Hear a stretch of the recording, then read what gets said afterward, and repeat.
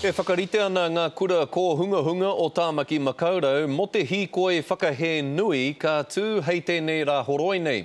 Ko te topenga a te kāwanatanga i te pūtea ki ngā kura kōhunga huri noa i te motu, tā rātou e whakahe nei. He tohu whakamatarana nā kōhunga nei ki te kāwanatanga. The handprints represent our young generation, our little ones. Just probably just telling the government to invest in our young citizens, invest in quality education. He haki mo te hīkoi porotehi ana pokapū ko hunahuna o Tāmaki Makaurau me te riuroa, ki ngā tiriti o Tāmaki Makaurau hei tēnei rā horoi. Ko te nako o te riri, neke atu i te kau ōrau o nā pūtea kua tapahia i nā kura pēnei.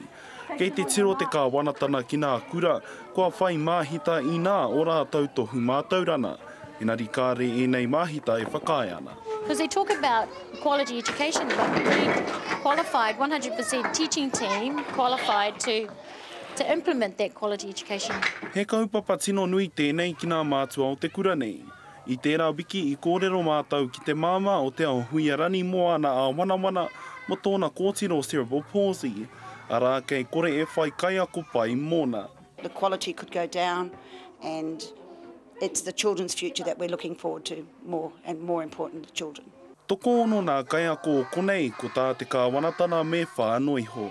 If the government's not going to fund us for the 100%, obviously I would have to make cuts in areas that the children do need, like our outdoor trips and our resources. Ka hui tahi rātou ki Queen Street i te ata o te rāhoroi, hi koe atu ki te papa o Aotea, poro te hiai. Rāpare tā whai te karere.